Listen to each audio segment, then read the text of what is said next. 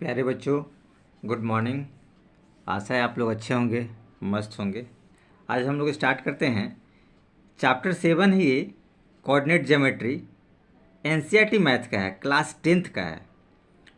तो इसमें हम लोग देखेंगे कि डिस्टेंस फार्मूला और सेक्शन फार्मूला को यूटिलाइज़ किया गया है। ठीक है, डिस्टेंस फार्मूला के माध्यम से हम लोग डिस्टेंस को फाइंड आउट करते हैं।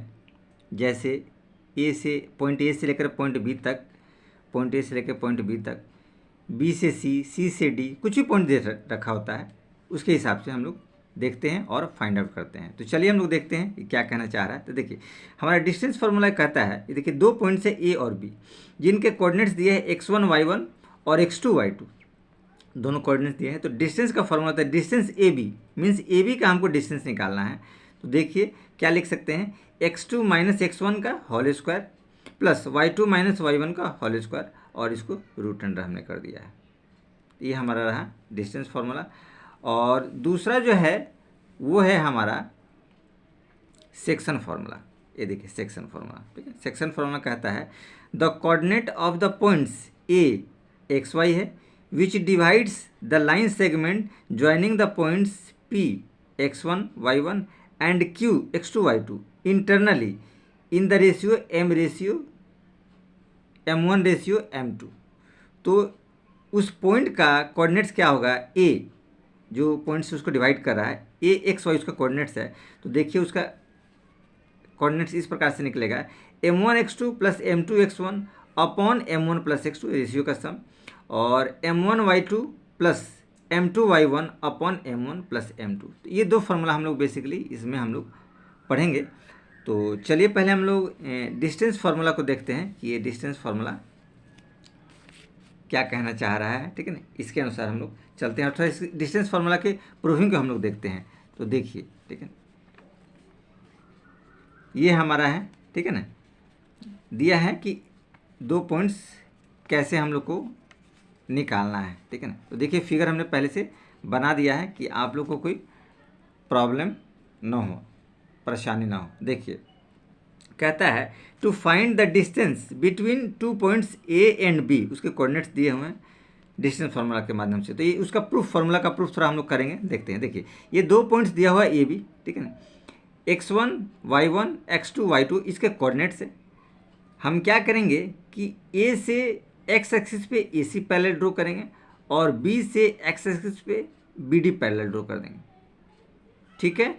और ए से हम बी डी के ऊपर भी एक ए ई पैरेलल करेंगे। इन सारी चीज़ों को हमने यहाँ मेंशन कर रखा है, ठीक है ना, और कुछ विशेष ऐसा नहीं है। प्लस क्या है, इसके डिस्टेंस को देखिए, ए टू सी y1 कहलाएगा, और ये आपका ओ टू सी जो ओरिजिन है x1 कहलाएगा, क्योंकि इसका कोऑर्डिनेट्स क्या है x1 y1, तो x1 और ये y1। सेम थिंग ये d ओ टू डी x2 कहलाएगा, और d और b ये कहलाएगा y2। तो यहाँ तक हम लोगों ने देख लिए, समझ लिए। अब हम लोग चलते हैं, ये देखिए बीई के तरफ, थोड़ा बीई को ध्यान में रखते हैं, ठीक है ना। तो बीई को हम लोग लिख सकते हैं, ठीक है ना, बीई बराबर होगा, देखिए ये बीई जो होगा इस पूरे वाले पार्ट में से इस पार्ट को घटा देंगे, यानी कि बीई को हम लोग लिख सकते हैं बी डी माइनस डीई, हम लोग लिख सकते हैं बी डी माइनस डीई। तो बी डी चूँकि क्या है, ये बी डी आपका है y2, हम लोग लिख सकते हैं y2, और माइनस डीई ये है y1।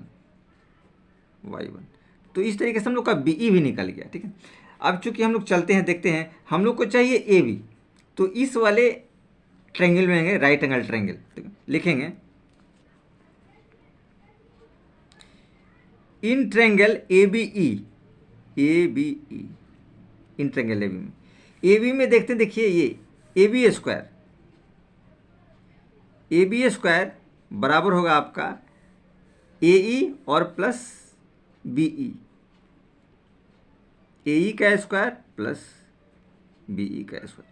चूँकि देखिए ए ई जो है आपका ये बनेगा सी डी, ए ई जो आपका बनेगा सी डी। तो हम लोग ए ई को चाहे तो यहाँ हम लोग निकाल सकते हैं। देखिए ये ए ई को हम लोग थोड़ा सा यहाँ पे निकाल लेते हैं। ये देखिए ए ई जो है बराबर होगा आपका सी डी के। और चूंकि सी डी जो है ये पूरे x2 में से x1 को घटाने पे मिलेगा, तो सी डी को हम लोग लिख सकते हैं ओ डी माइनस ओ सी, यानी x2 माइनस x1। ये हम लोग निकाल लिया, ठीक है। अब हम लोग चलते हैं, हमारा क्वेश्चन क्या कहता है। देखिए ए ई दिया है, ठीक है।